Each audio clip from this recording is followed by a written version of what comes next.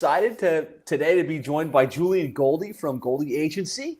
On this interview, we're going to be talking about how he grew his agency to over 7 figures and growing with a very specialized service offering. We'll be talking about how he's got a completely virtual team and has been able to become a digital nomad, so to speak, like kind of living in Thailand now, but kind of living wherever he wants.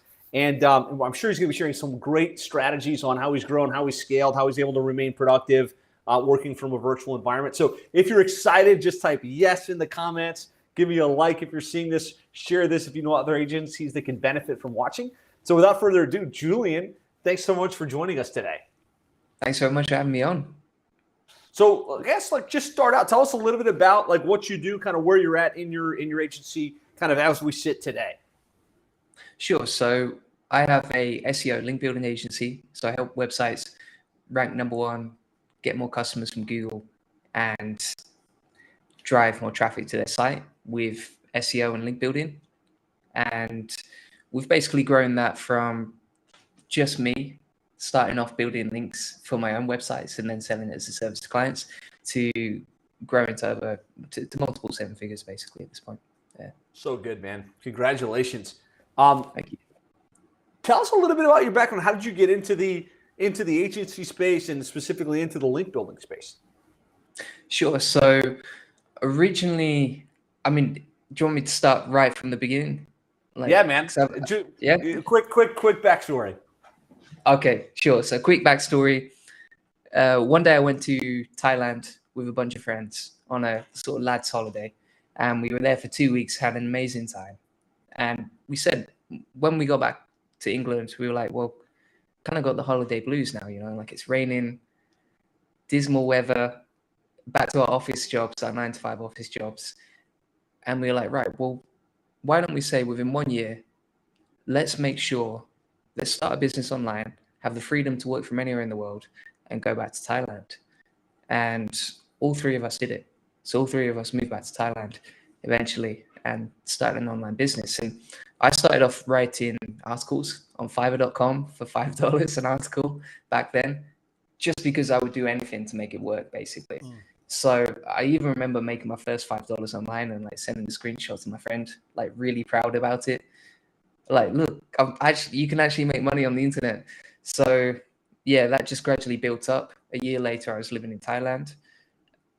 And when I was living out in Thailand, I was living in Chiang Mai because that's one of the cheapest places in the country, but one of the most beautiful.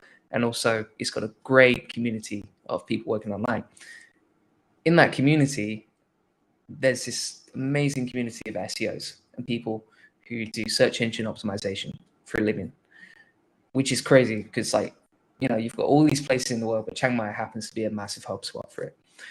So when I was out there, I was trying to build my own website as well. I kind of had shiny object syndrome. I would try and start lots of different ventures. One of them was starting a website, but I couldn't get it to rank, no matter what I did. So I was writing content all day. I would spend hours typing blogs up, trying to create content, but it still wasn't ranking. It wasn't really getting any love off Google.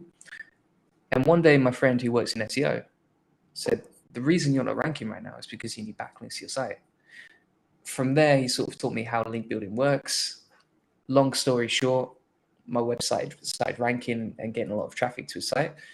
And then I was like, well, if it's working for me and we're getting potential customers to our site, then maybe it's a service I can sell to my clients too, or to potential clients in the future. So that's what I started doing, and it grew from there.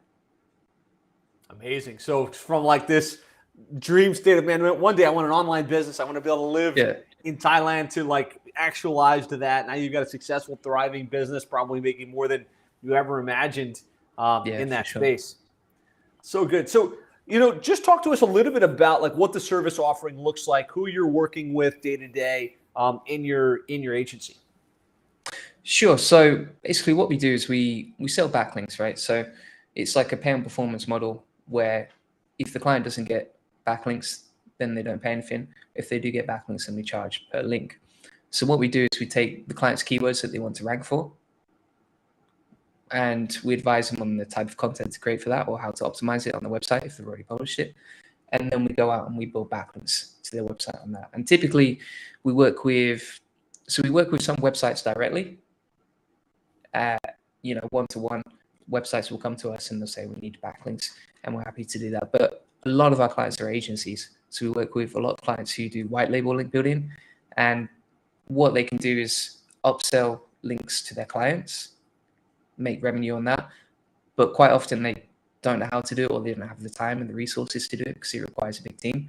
So then they come to someone like us and we fulfill the work for them. They take a margin and the client gets better results with SEO.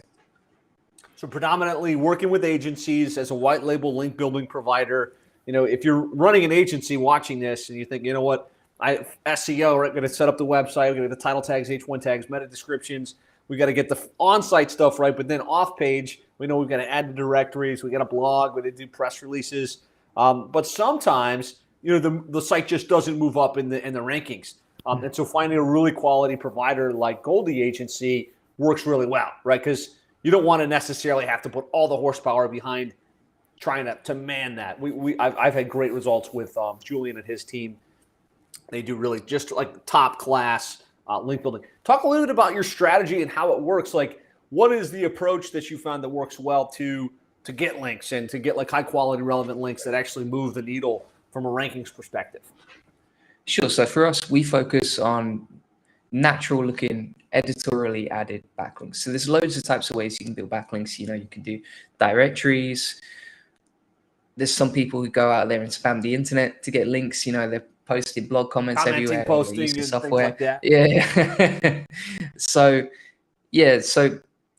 there are all these different ways, but we found that the method that works the best is usually just building links within existing pieces of content, because that's typically how most websites get backlinks naturally. If a piece of content goes viral on the internet, usually all the links pointing to that piece of content will be within articles, within blogs, editorially added by other website owners. So there's like a manual sort of process where the website owner goes in, adds the link themselves, and links out to that site. So we use something called the Skyscraper technique. It basically works in 4 steps. So first of all, we reverse engineer what content and topics are the best for our clients to get backlinks to.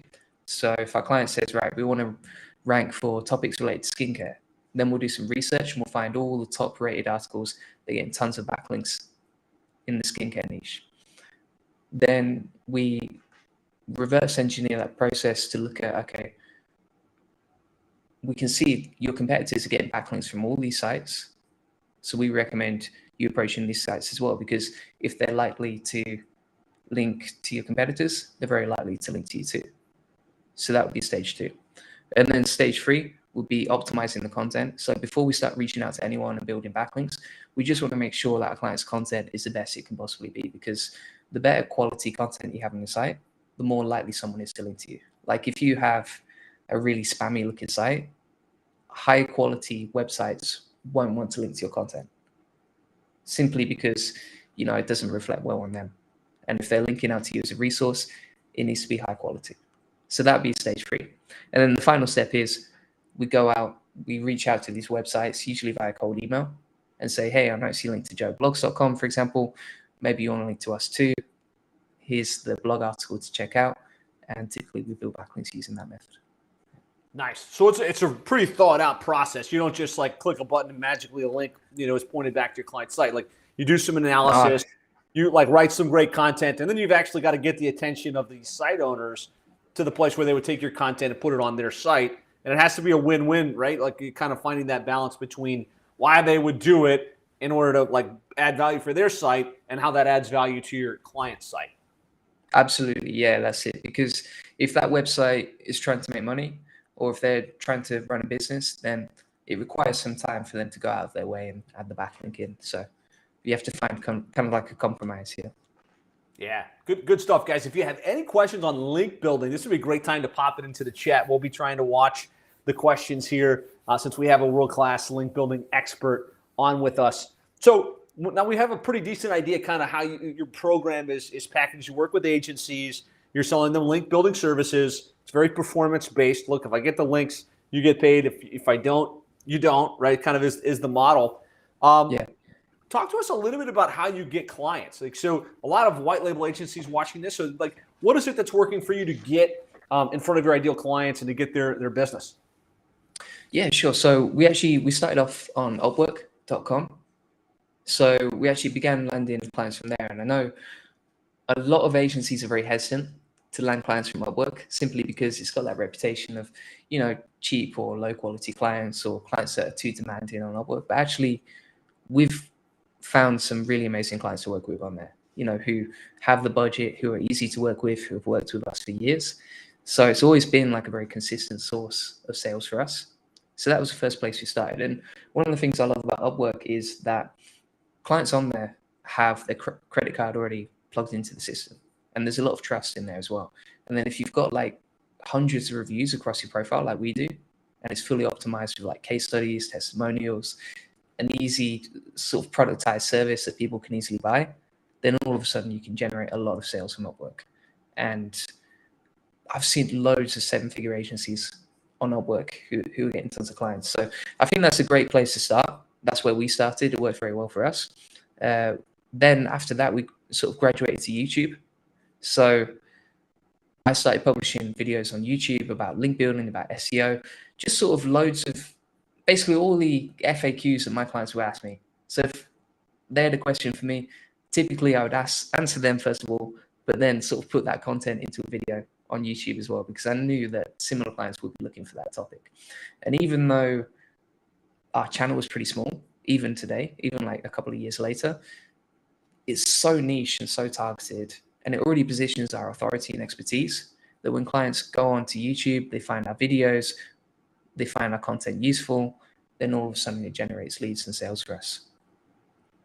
Love it. I love the inbound play, right? Putting out great content. They're like, how do I do links? Oh, wow, this guy's showing me exactly how to do it. And then they kind of enter your world as like, hey, I have some idea how to do it, but I don't want to do that myself. So let me contact Julian himself and find out if he could just do that for me. That way I don't have to worry about it. Yeah, that's it. Absolutely. Yeah, inbound is such an amazing method. I think it really, it's funny because I read your book like a few years ago before I started posting on YouTube. And that sort of like planted the seed of like, right, when you do inbound marketing, it's such a great way to generate clients because first of all, they're coming to you. Secondly, you've already got your expertise and authority positioned. And it's just a much easier sale and you get much higher quality clients doing that. So it's an amazing way to generate clients. I would recommend it to any agencies just trying to scale up, trying to increase their acquisition. Then another thing that we did early last year that sort of made a big difference for us was releasing a book. So I released my book, Link Building Mastery, put it on Amazon for free, got like thousands of downloads, and it became best-selling as well. And by doing that, again, it was another authority play. So people could read my content for free. So it's kind of like the law of reciprocity, right? If they get something for free from me, they're probably going to reach out or they're going to download something from my website as well. It increased my reach exponentially, and it just differentiated me. Like when I looked on Amazon and I was trying to find like books about link building, there was no one else really talking about link building on Amazon. Even today, there's not. So that was a great way. And then it's something you can physically send to people as well. Love it. So you kind of moved up this hierarchy of authority from just being on Upwork, right? And any contractor, they're like, I need links, and they could reach out to you. And then you started to build your profile, your case studies, your wins, your successes. So that probably became an even easier channel for you because it was like, hey, not only is this guy a link builder, but he's got lots of reviews on the platform. Then you started putting out content that people discovered on YouTube and other channels, I'm sure, as well. Now you're the published author, Link Building Mastery. People read that book and they're like, wow, this guy really knows what he's doing. And you're like really high positioned in the link building world. I think, have you found as you moved up the hierarchy of authority, the resistance that you get from new clients is less? Absolutely. Yeah, less resistance. It's just like all the systems feed into each other. So you set up one system like Upwork, for example, then you can get your team to handle that. So it doesn't require any more time from you. And then, you set up YouTube videos. And as you already know, like once you have an asset out there, every single video that you produce is like a piece of real estate on YouTube that people can find. And even some of my videos from years ago that were terrible, I'll be 100% honest, still get found today. People still click on them and download our book or book in a call from them. And it's like you set up these systems, they run automatically, they generate clients on autopilot, and they also just work together really well. So I've had people message me who said, so I was speaking to one client the other week, right, on a call, and he said he was thinking about signing up with me because he saw my updates on LinkedIn. So we were positioning ourselves as experts on LinkedIn with content every single day. And then he asked his business partner, hey, do you mind if we sign up with Goldie Agency to do link building? And his business partner said, oh, yeah, we've seen those guys on Facebook. Let's sign up with them. So it was like all this omnipresence and all the systems sort of working together to reduce sales resistance. Love it. So what would you say is the main channel now? Is it the book? Is it a combination of the book and kind of nurturing the database with new content? Being 100% honest, like Upwork is still generating so many leads for us because clients, it's at that point now where we've got hundreds of reviews. You know, there's so much social proof there that it's almost a no-brainer to sign up with us. And what happens every single week is that people just message us directly with offers and they say, hey, we want to start with you straight away. How do we get started? Literally, I get messages like that almost a few times a week, which is crazy. Yeah. Incredible. And so I think the stigma, like you said, is that a platform like Upwork is people looking for the lowest common denominator, the cheapest service provider, almost like Fiverr. But you can choose how you position yourselves on those networks as well, right? If you're the authority player, you've got lots of reviews, you set your own price. So you could be a high-priced provider even on a network like Upwork. Absolutely. Yeah. So if you check out my Upwork profile, for example, and you scroll down the page, you'll see that I say, like, before you send me an offer, like most people do, like a lot of people do every single week, then just be aware of two things. And I'm not saying this to be like cocky or anything like that. It's just that we get so many offers, need to be selective. So, and then I say, well, if you're not willing to pay a setup fee, then we'll decline your offer. And if you're not willing to pay... Oop, lost you for a second. Sorry. Oh, go ahead. all good. No, sorry. Yeah. So yeah, basically we pre-qualify our clients on our Upwork sales page. So it already positions us as like different to everyone else because we're more premium. So we'll say, right, if you don't have a budget, we can't work with you. If you don't have a setup fee, we can't work with you. And, just be aware of that before you send us an offer. So already, like, we sort of pre-qualify our clients, which positions our authority and filters out clients that probably were low quality before. So good. So something I'd love to hear from you on, because we've talked a little bit about who your market is. You've got the niche. You're really going after agencies on this white label play. You've got your service offering, which is mainly like a link building, service performance based. I think most agencies that might not be in the traditional like website SEO pay per click, the whole turnkey solution, I think like, well, that's something I have to do a la carte, and I can like charge per link or something. How did you turn this into a monthly recurring based offering? Well, with link building or any type of SEO, as you know already, like the work never stops because you always want to be building on momentum, and you can 10x. You can keep increase. So you can keep like playing with the snowball effect, basically with the SEO. So like if you increase your traffic by 10% with link building the first month, that's decent. But if you then increase it by 10% the next month, you've got like one of the most powerful forces in the world working for you, which is compound interest, right? So for our clients, we suggest that you continuously invest in link building, because if you do that every single month, you're going to get the benefits of the compound effect, not just the links that you're building each month and not just the results you get in each month. And for most of our clients, like when they start seeing results coming in each month, they're more than happy to sign like 6-month, 9-month contracts because they see the power in it and they know that long term, if you invest in this, it's going to bring results and direct ROI. Yeah. Love it. So I'd like to hear, like Kitty, you said you kind of see agencies do two things with you. Some of them will make it part of their service offering. So like they're charging whatever they charge, and then there's a fee that they've baked in, hard costs for link building through your service. And then others of them, like a la carte, they will add it as an added value upsell to their client base. Can you talk about those two angles and how you would explain that to an agency looking to kind of add this higher level link building to their program? Yeah, so like how to sell links to their clients. Exactly. For example. And how they would go about upselling it to the existing client base, I guess. Yeah, it's a good question. So, I mean, if I was an agency and I had a bunch of clients I wanted to sell link building to as an extra service, I would sort of go to the client and I would say, look, we're already doing this SEO work for you. We're already doing this marketing work for you. The thing is, if you really want to 10x your results, then you need to know that 90% of websites on the internet don't get any traffic. And the 10% that do typically have backlinks. And we always refer to this case study by Ahrefs, which found this 90% statistics. So they looked at 2 billion websites. They saw that 90% of websites aren't getting traffic. The ones that do get traffic from Google are the ones with links.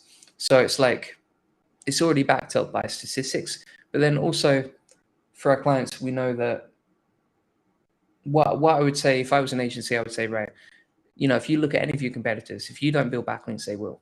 And I would pull up some keywords and say, let's check out your number one keywords, right?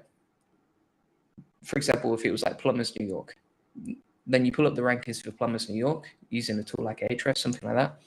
And you can easily see which sites have backlinks and which ones don't. And typically, looking at the top results, it's normally always the website with the most amount of backlinks and the highest quality links. Yeah. And then also kind of paint that picture by saying, look, we're here. We need more links and authority. Like, we need to do that. Here's why we need it. And here's how much you should invest to really kind of bridge that gap. Yeah, that's it. And that what we do actually for a lot of our clients is we create like a backlink game plan. So we analyze what our clients' competitors are doing for each keyword that they want to rank for. We break down the number of backlinks their competitors have, and then we say, well, if you want to outrank them, here's how many backlinks you need. And here's how, here's what sort of domain rating each of those backlinks should be. So like, it basically breaks it down in exact science, like, right, here's what you need to do. And it's not 100% accurate, but it's probably the closest picture to accuracy you could get. Yeah.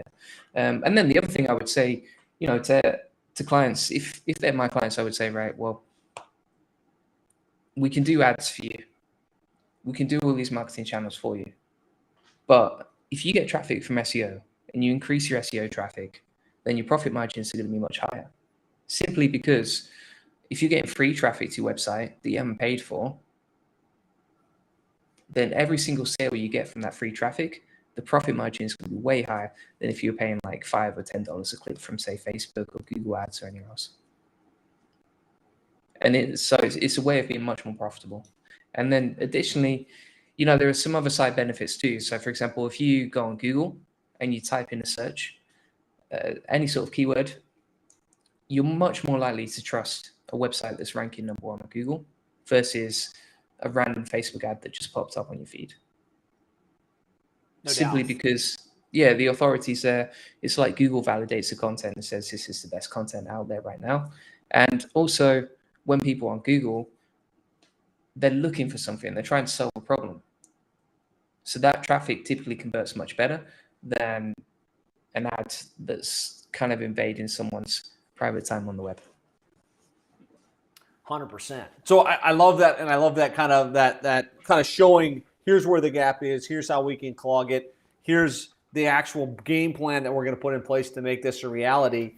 What would you say to the agency owner that actually does a digital marketing service, right? They do website SEO, pay-per-click, and SEO, link building as part of their program. And let's say they charge $2,000 a month, but they're just not getting the outcomes for the client. They're like, man, I need to do more link building. Do you find that in your case, people can go to that client and be like, hey, look, we need to build some more links, so we need to add an additional $1,000 to the budget, and have the client be okay with that? I mean, it depends on the client. I guess it depends on several things, right? So number one, the client and their budget. Number two, how patient they are, because some clients are going to see the long-term value of SEO versus others. Number three, what the potential upside of that is, because if they're working in a really profitable niche, for example, like e-commerce, where if they just scale up their SEO traffic, then the sales are just going to scale like crazy too. Then it's a no-brainer for them. Obviously, there's an important part of this is how you sell this as an agency. So it's your sales process. And, when we're selling anything, it's 100% our responsibility to make sure it works, right? In the way you present it, the way you bring that message to the client, you've really got to simplify it, make it very obvious, and approach the client at the right time as well, right? So if you're already doing a good job with them on other things, then typically they're going to be more likely to buy from you. So it's very dependent on the relationship too. Yeah, good stuff. So I appreciate you kind of explaining that and walking through it. I think from my perspective, you should always have an availability for variable increase in expense, right? If the client's in New York City versus Tupelo, that's a different amount of competition, and the amount of links, the amount of citations, the amount of authority that's going to be needed to get that client ranked in New York is going to be more, obviously. And so, try to avoid, as the agency owner, locking yourself into a $2,500 a month program, and that's it, right? We did that for a while. It's like, we can't go any higher because that's what they agreed to at the beginning. There's always additional things you can do to move them forward faster, to get them more, a greater return on investment. And so don't be afraid, I guess is what I'm trying to say. Don't be afraid to ask for more money if you can show that, this is the incremental thing we're bringing to the table, and this is the incremental outcome that you can expect. Yeah, you just have to, you can have anything. That's the thing, isn't it? It's knowing how to ask. It's like, I read Never Split the Difference recently, and he was saying, you can have anything in the world you want as long as you know how to ask. And it's like approaching the client in the right way. Love it. Awesome. Guys, so we're on with Julian Goldie, runs multiple seven-figure agency providing link building services. I see Aiden just got here. Aiden, glad to have you with us. If you have any specific link building questions, drop them in because Julian is a ninja with this stuff. So I want to shift gears a little bit. I want to talk a little bit about delivery, right? So at this point, you've got all of these clients you got through Upwork. You've got all of these agencies that you work with. Obviously, a lot of things going on. Operationally, how do you keep track of that, especially being that you're in Thailand, very virtual? It's not like you have an office with hundreds of employees. Walk us through how you manage the virtual team and how you keep up with the amount of activity that needs to be produced to get the results. So for us, we have a divisional head of every department in the business. So we have an operations manager who handles a big team of link builders who actually do most of the work. Then we have account managers who speak directly to the clients and make sure they're happy. We have a team in marketing, team in sales. And each week we have a level 10 EOS meeting. So for anyone who's unfamiliar with it, it's basically like a weekly catch-up call that's very straight to the point, very direct, and it's all about productivity. So it's just sort of taking a pulse on the business and seeing where you're at. So we have a weekly scorecard that has all our key KPIs, and it's like, right, what's our revenue this week? How many clients are live? Who's due to be billed this week? What sort of problems have we come across? And we just go through and problem solve any sort of situation. We check a pulse on how the operations is going. If we have any bottlenecks or anything stopping delivery working efficiently, then we check in with that too. So for example, a big problem we had last year was hitting deadlines. So every week we would solve one problem and then the next problem in the chain would come along. And so for a month, it was all about fixing problems with the deadlines and finding efficient systems to manage that really. So we do that. And then also with my team, I set KPIs for each head of the department, and then they set KPIs for the team that works underneath them. And these are 3-month quarterly targets to hit. And if they hit them, typically they'll get a bonus of some sort. So for example, for our account managers, they have KPIs on retention and video testimonials. And then for our ops manager, she has a KPI for hitting client deadlines, so making sure everything runs smoothly, and also client complaints. And I think one thing you've talked about previously, Josh, is what you measure gets managed. Yeah. And the first step to improving anything is just measuring it. So when it comes to delivery, it's right, measure it, find out the problem, solve the problem. There's always going to be another challenge down the pipeline, so fix that as well. and just keep problem solving every single week, and just try and improve at least 1% every single week. Yeah. I love that. A couple things you mentioned there that I'm a big advocate of is EOS, the Entrepreneur Operating System, putting a leadership team in place, having those weekly level 10 meetings, making sure everyone's got their scorecard and that everybody's clear on like the main number that they're tracking to get the work done. And the fact that you've got that rolled out and that you've got that running obviously helps you really execute at the level that you do. So some great shares there, Julian. Yeah, that's it. I mean, before we joined Seven Figure Agency, your mastermind, like we didn't really have any of those things in place. And I'd never even heard of EOS. Like I put my hand up. It's not even something I'd come across. So when, with Nick Williams, one of your coaches, when he was recommending the EOS system and putting that into place, it was just such a huge game changer. And it seemed like a lot of work up front, but the amount of headaches and the amount of problems it solves and just how efficiently the whole business runs now, it's like night and day. And when it comes to operations, you want it to be as productive and as simple to manage as possible. And with EOS, you get that. Love it. Love it. Great share. So Aiden's asking here, are there any like SEO tools you recommend, like Quantum or anything like that specifically for SEO or link building that you found to be productive? So for us, like I would say the Swiss Army knife of SEO is probably Ahrefs.com. And this is a tool where it's like 10 or 15 or 20 different tools in one. And it's not the cheapest tool out there, but as an SEO agency, you need the best tools to help you. So for us, like if we want to check the quality of a link, we go to Ahrefs. If we want to check our client site and what sort of keywords they're ranking for, Ahrefs does that. And then a lot of prospecting. So before we reach out to clients via cold email, before we start reaching out to websites to get backlinks from, we prospect them on Ahrefs first. And then other useful stuff like keyword research you can do on Ahrefs. Then as well, we use SEMrush. So SEMrush is very good for keyword research. And some of our clients prefer the metrics on SEMrush.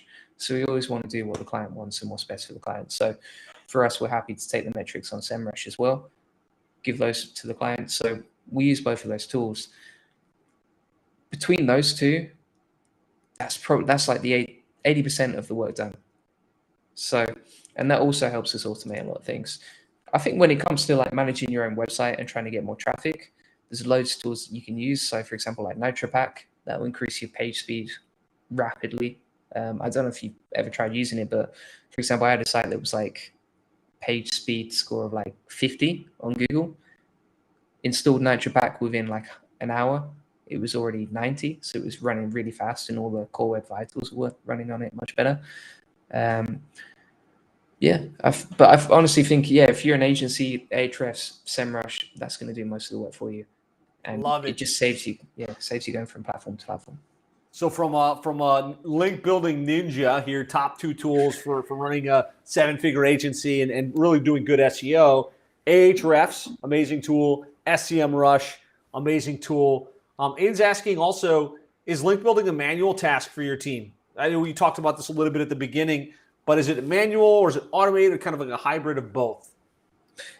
So when it comes to the outreach, we automate a lot of that simply because, we're sending like thousands of emails, thousands of cold emails across between 50 to 70 different email accounts. So we have to automate that.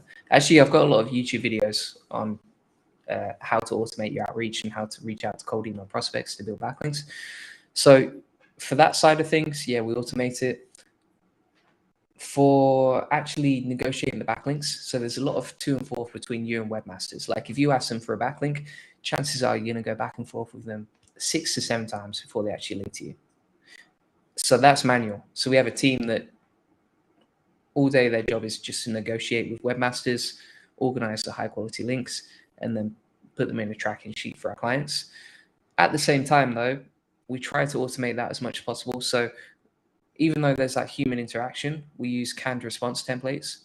So when our team are like replying to people, typically they get the same questions from website owners, and they'll just use like canned response. Do you know like a text expander where you like You type the in a first couple shortcut. of words and it fills it in. Exactly. Yeah. So we use a lot of text expanders because most of the conversations our team has with website owners is the same thing day to day. So they use text expanders to automate most of that as well. Love it. So a little bit of automation, but a lot of like manual, like research through Ahrefs, finding the opportunities, finding what kind of content to deliver, cold outreaching and getting responses, and then using canned responses to kind of follow those conversations from, yeah, I would potentially do it, to actually giving them the content and getting it posted on their site and getting that backlink for the client. Um, any cool tricks that you use like for your cold outreach? You're sending these thousands of cold messages. And in your case, not to get prospects, but to say, hey, look, I want a link from your site, and here's why. Like, what are you guys using for that type of stuff? Yeah, so starting with the technical side of things, we set up all the sort of records to authenticate our email address, because then when email service providers, like for example Google, scan through your email, they can see that your email is authenticated, and then it's more likely to increase deliverability, which means that your open rates will be higher, your click-through rates will be higher, and overall you get more backlinks and better responses. So for us, like we had like SPF records, DKIM records. I won't go into too much like technical stuff, but DMARC, DKIM, SPF, we set that all up on the email. Then we also warm up the email before we start using it. So for a new outreach account, let's say it's like we bought the domain Goldie.agency, and it's like Julian@Goldie.agency. Before we start sending thousands of emails via that, we warm it up, which means that we send it to a bunch of other email accounts.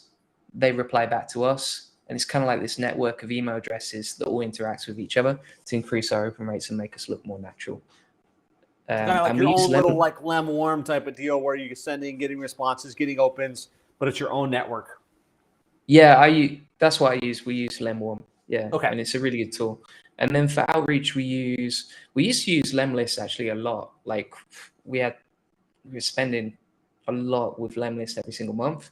We switched to Pitchbox recently, simply because with Pitchbox, it's a lot better for link building. Like before you start sending out emails, you can actually sort of filter by the quality of the backlink before you start sending out emails, which saves a lot of time on the prospecting. Yeah. So And then Pitchbox. Pitchbox is a really good tool for outreach, yeah. Particularly for link building outreach, yeah.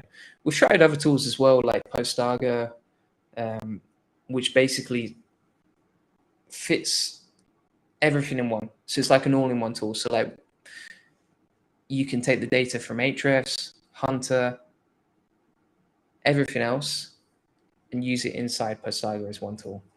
So rather than logging into Hunter, getting the email address, logging into Ahrefs, getting the prospect data, it's all inside that tool. But we just found Pitchbox was the best so far. Yeah. So it sounds like Lemwarm to warm it up, Pitchbox to send the emails, Ahrefs to do the research, and then like a really nice, well-integrated tracking sheet. So when you do get the link, you can put it on the clients tab, and month over month, they can see those high-quality links that you've built on their behalf that are going to move the needle from a ranking perspective. Yeah, exactly. I mean, just some little hacks for cold email. Like if you want to get better responses, I would say number one, keep your subject title very simple. So start with the basics, personalize it as much as you can. Shorter is better. Shorter is better. Include some humor. Like we always include like jokes or puns inside our emails. That seems to get a better response. And yeah, also if we're sometimes like we try and get response feeds, right? So if we're trying to send emails from a new email address, what we'll do is we'll include in the first line something like, we'll pay you $20 for a backlink or something like that, or we'll pay you $100 for a backlink. And we fire that out because we know if website owners see that, they're way more likely to open it, way more likely to reply to it, which means that the deliverability of that email address goes up. So then when we do other outreach campaigns and get free links for that campaign, then our deliverability score is way better. I know someone just mentioned GMAS as a tool as well for link building. I think that's a good one to get started with. Like you can send emails in bulk. It's pretty easy to use. It's very simple and it doesn't require too much. But at the same time, I think once you're really scaling up, and you're sending thousands of emails like we are, then it becomes slightly harder to manage. So that's why we progress to Limitless. But for sure, if you're just starting out and you're just running a new campaign, GMass works. Good stuff. So we got some cold outreach tips there, some strategies for using cold outreach to get links.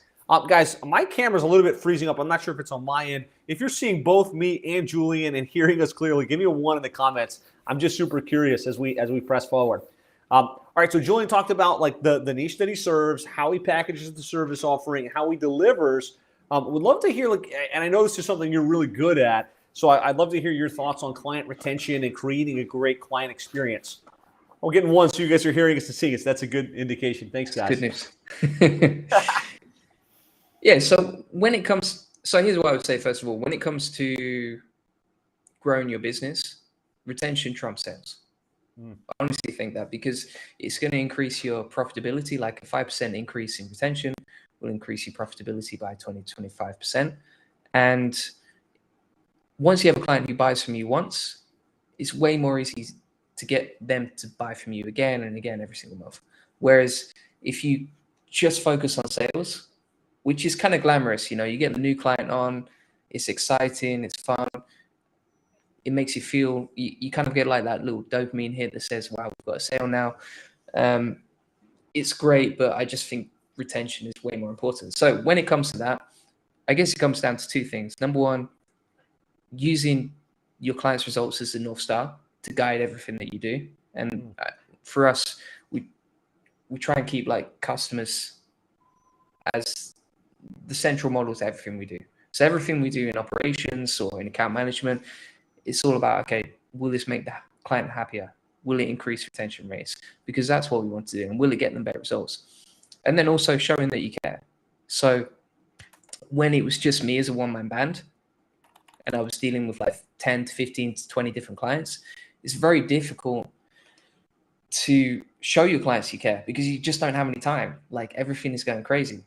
And you've got to manage sales yourself, you've got to manage marketing, you've got to handle everything else, you've got to handle the operations. But when you start getting account managers involved, when you start getting an operations team involved, all of a sudden there are so many different retention tweaks you can make to your business to give them a better experience. And for me, it makes me happy when I see my clients happy. Like I don't feel good if a client has a bad experience. It's something I think every business owner wants to avoid. So every single week I ask myself, right, what can we do to increase and improve retention? So some examples we've recently implemented, like we started sending out gift box to new clients that come on board. We started using Bonjoro. So when clients sign up with us, they get like a personalized video from their account manager. Then additionally, we add them to a Facebook group that's for clients only. And then they get the sort of community effect and they get exclusive content on there that they couldn't buy or find anywhere else. So it's exclusive to them, it's high value for them. We do weekly training that's purely for our existing clients and they can't get it anywhere else. Then also we have an email newsletter. So, and it's not just like a generic newsletter that doesn't contain any value. Like every single week, we're trying to give something to our client along their customer journey. So we time the email funnel with where the client's at in the customer journey. So if they've been with us 1 month, they're going to get tips on keyword research and content. If they've been with us 2 months, they're going to give something that's related to their situation at that point. And then all the way through the customer journey, the email newsletter matches with the stage that they're at and what would be useful for their business at that stage. Yeah. For us, one of the biggest things I would say when it comes to client retention is mapping out the customer journey. And, whether that's on a Trello board and you just have month 1, month 2, month 3, like a Kanban board, and you plot out every single thing you're going to do for the client. So then you can see like, right, here's what we're going to do for the month 1. Here's what we're going to do for the month 2. And you can sort of plot out the journey and make sure they get as much value as possible. And then for us, I think as well, we kind of want to build a moat as a link building agency. So we want to differentiate ourselves from everyone else. And there are hundreds of link builders out there, but none of them really care about customer retention. They're just trying to get sales, or they're trying to just build links, and that's it. Here's your links. I'm done. I've done the service now. So for us, we want to sort of build a moat around us, stack the value in retention every single week, stack the value in customer service, and just build out a service that blows a customer's mind to the point where they would never even dream of going anywhere else. Love it. You can tell it's something I've thought about a lot recently. Yeah, and you're doing great work on this front. Aiden was asking, was it bonjour? Yeah, it's bonjour, like the French word bonjour, and it's a platform that lets you just talk about like how do you use bonjour. It's basically the video shows up in their inbox, and it looks like it's a personalized video just for them. And it was personalized. Exactly. Yeah, it's just a personalized video just for them. And then also it's quite good for collecting video testimonials, because you can create a link, like a magic link, then you fire that out to your client when they're ready to give a video testimonial.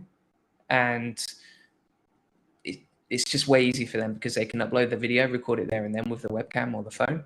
And it will have a few questions on the side, like sort of helping them figure out what they should say on the video, because I know a lot of clients struggle with that when it comes to video testimonials. Yeah, so going back to the client retention question there, I think you guys have just done a great job, not just thinking about let's get more links. We got to do that, right? Lead with results as the North Star. I love that kind of as the baseline. Yes, you have to get great results, but creating experience and like giving them a reason to stay with you and have like that relationship with you, the personalized video, the monthly check-ins. I know that you send like gifts and you're good with gifting. As a client, you sent me some custom tennis balls and some other cool, like a customized, like towel with our logo on it. So like really just smart things that the client would say, wow, I wasn't expecting that, in addition to the service that you provide. Yeah, that's it. I think the other challenge of this is you've got to keep adding the value, keep stacking the service, keep focusing on retention, but then also internally with your team, as you take on more account managers, as you bring them on, as you train them, and as you add new things into the system, you've got to keep it really organized so that account managers know where they're at in the stage of the system, and they know how to implement and deploy it so that nothing is left along the way. Or, if you keep adding new things every single week, if you don't lay it out in a simple sort of SOP and a sort of simple process, then your team will struggle to execute that too. So you've got to manage your team internally when you're building out new processes, but then continuously improve the service and sort of match the internal with the external. Absolutely. Great stuff. So kind of shifting gears here in terms of team and team management and scale. We've got a question here. Is like, what you've got now link builders, you've got content writers, you've got account managers, you've got team leaders. Like, where are you finding the best talent for your agency specifically? So this is a very good question. Recently, we've started using a recruiter simply because we realize how important talent is for us. Like, it makes a world of difference. The better your team is and the better your culture is, the better your business is. And if you want growth, I think it all comes down to talent and culture in your business. So for us, we have a recruiter that has like a very thorough interview and screening process, and he'll take the hundreds of applicants that apply and come out with maybe like one or two clients that are ready to be interviewed. And then from there, we'll hire. We did this. I honestly find like when we hit like a new growth milestone in the business, it's quite often down to someone we hired recently. So once they're on board and once they're productive, it makes a huge impact in the business. For example, if you hire a sales manager and their close rate is just increasing every single week because you've hired an A player, then your business, the momentum your business builds and the growth you hit is absolutely crazy. So for us, recruiters are very good. If we're going to do it ourselves, we quite often use Dynamite Jobs because we're a remote company. So Dynamite Jobs allows us to post on there. We can very quickly screen cap applicants. Like, it's really easy to go through everyone's CV, see how they answered our questions. You can do that in like a matter of minutes rather than hours. And it's really easy to screen candidates and then arrange an interview with them. So Dynamite Jobs is very good too. We did used to recruit a lot from Upwork, and some of our best team members have come from Upwork. But I typically find for like the higher level jobs nowadays, there's not as much quality as we require, I would say. Yeah. And maybe some of the staff that get you to six figures, like if you're growing as a business, what gets you to six figures might not get you to seven figures, and what gets you to seven figures might not get you to eight figures, depending on whether your team's willing to learn and grow along the way. So yeah, dynamite jobs, a recruiter, that's worked best for us. I know that a lot of people use their network as well, which I should do more. Right. No, I think that's a great share. So kind of like talking about growth, scale, and kind of things that you've put in place. You've been part of Seven Figure Agency going on a year now. I think you said you were like kind of in that $50,000 range. Now you're well over 100,000. What would you say are a couple of the changes? Like if you had to name like 2 or 3 tweaks that you made in the business that helped kind of accelerate the growth, what would those be? So I think a big part of it was honestly goal setting. Like I know that sounds really basic, but for us, like I have my whiteboard in the corner of my office and I see my goals every single day. And the more you can focus on those and see clarity in them, whether that's your goal for the next 3 months, your goal for the next year, 3 years, your lifetime vision, that sort of thing. The more crystal clear you are on that, the more the higher your motivation is, and that just supercharges everything you do, because now you're always thinking, right, how do I do this? How do I get there? And you start asking yourself the right questions, which lead to the right answers, and all of a sudden you're moving in the right direction. So for us, yeah, so for me it was goal setting, and this is why I do it with all my team, because I know it makes a huge difference. Coaching absolutely makes a massive difference. So with your mastermind, just for me, like I've got, you can probably see my guitar in the background, right? Yep. For every single thing that I want to improve in life, I have a coach and a mentor. So in the gym, I have a personal trainer. For singing, I have a singing teacher. For guitar, when I was learning it, quite a few years ago now, I had a teacher. And it's the same for business. Like if you have a great coach like your team, Seven Figure Agency, then every single week you're held accountable. You're going to be moving forward every single week. You know that you can't slack, because I'm going to be jumping on a call with Nick Williams. And I don't want to say, sorry, Nick, this week I didn't do the work I promised. Like, so things like that just make a massive difference. And then also when you have a mentor, they spot all the weaknesses that you can't see, like the blind spot that you can't see. And quite often when you're a CEO or the agency of an owner, the owner of an agency, people are scared to tell you that, right? Like your team sometimes are a bit scared to tell you that, or they feel like they're overstepping the mark. They don't want to be 100% honest. Your friends around you, they don't work with you day to day, so they don't see your weaknesses. But when you have a coach and he sees the decisions you're making, he sees how you're operating, all the systems you've put in place, they can see all the strengths and weaknesses that you have and guide you in the right direction. And typically, they've made those mistakes as well as you before. So they know, right, you're heading towards that mistake. Here's how you avoid it, and you just sail past it. Yeah. So that was exactly the same with EOS and team meetings. I was struggling to manage my team, to keep operations really tight. And Nick said, right, let's do you should implement EOS. You should start doing level 10 meetings every single week and just touch in with your team and check a pulse on the business. And ever since we did that, it's just, like I say, night and day. Love it. So it sounds like top 3 were just getting clear on goals and strategy. Like here's where I want to take the business, and kind of having that front and center. Having a coach that's like 2 to 3 steps down the track. Nick Williams is amazing, one of our top coaches for the international crew here at Seven Figure Agency. So meeting with him and having him kind of support you along the process, and then implementing EOS and kind of having that leadership team built and kind of having the capacity to continue to grow. It sounds like those were the big 3 for you. Yeah, that's it. I mean, if I was to add one more to that, I would say delegate everything that you can as well. If it takes you longer than 5 minutes and you can delegate it, just delegate it. Give it to someone else, whether that's someone on your team. If no one on your team can do it, then find a freelancer to help you. But you have to remove the blocks and remove all the mental energy and remove everything that's holding you back. So for me, every single month now, I audit all my time I figure out, okay, what am I spending most of my time on? Can I outsource that? Can I delegate it? Can I offload it? And then that helps me free up another block of time so that I've got more hours to focus on something proactive and protect my own time.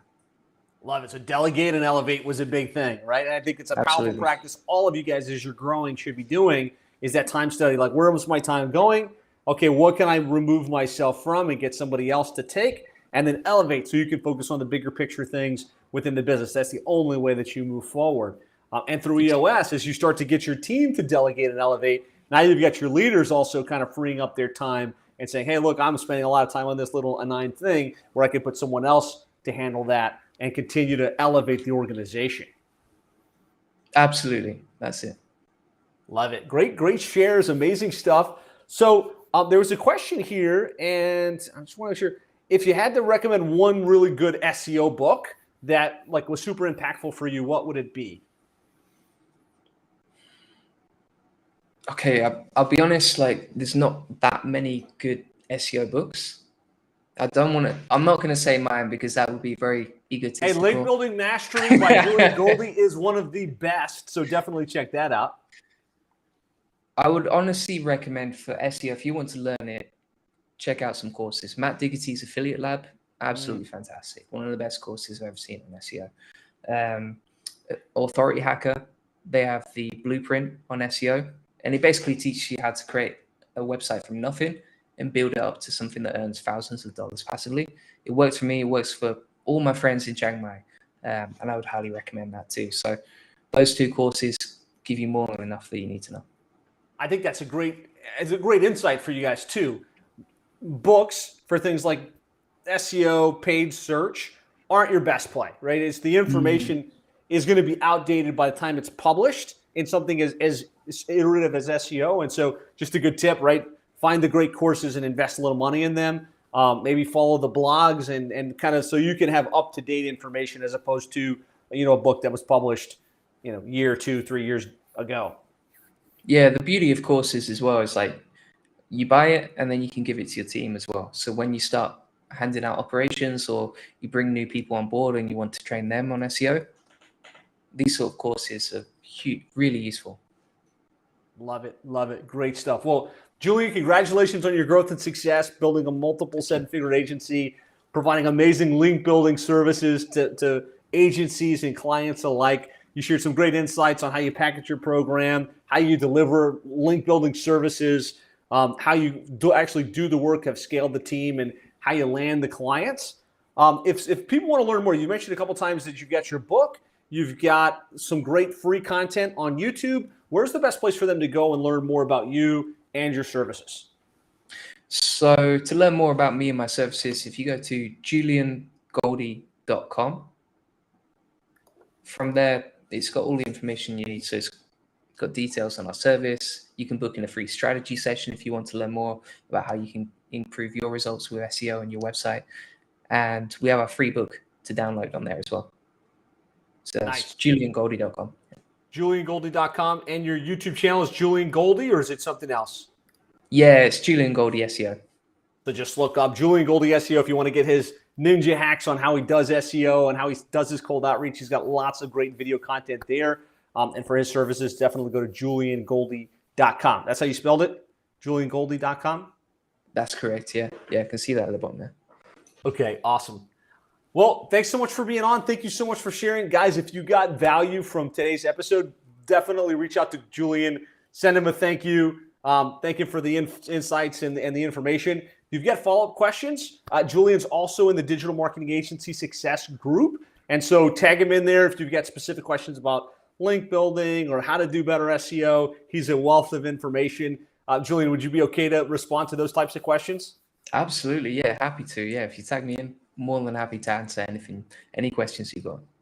All right, so one last thing I want to talk about before we wrap up, and that's like you're a very entrepreneurial individual, but you've also got a lot of personal interests. Like I see you doing like some type of, I know it's not karate, but some type of karate. I know that you love to travel the world, and right now you live in Thailand. Talk to me a little bit about like why you do that and kind of how having this nomad lifestyle works for you.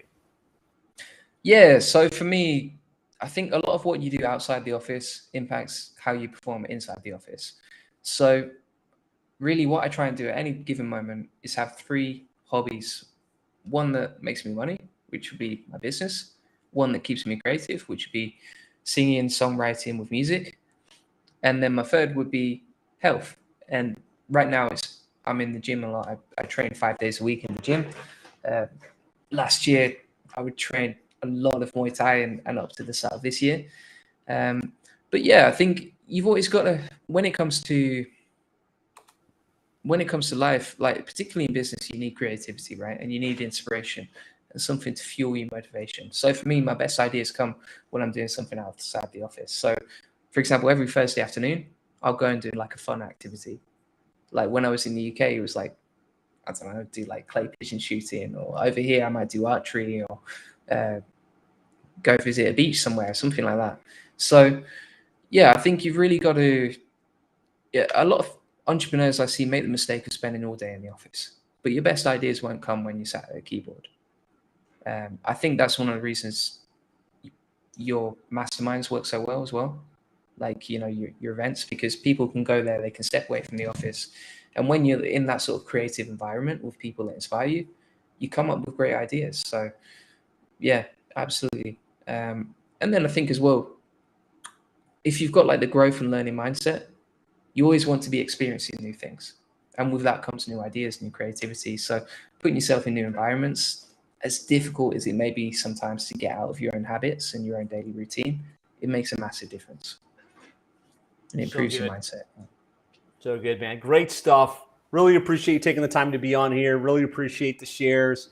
So you wrote, "This is $1 million show." Thanks, Josh and Julian. Great Thank work, you. man. And if you had one last piece of wisdom to leave with the group, you know, to close this interview for the agencies that are just trying to get to that next level, what would that be? So for me, I mean, like I've been working online for the last 6 years. And I would say when it comes to running a business, it's the people that don't give up that succeed.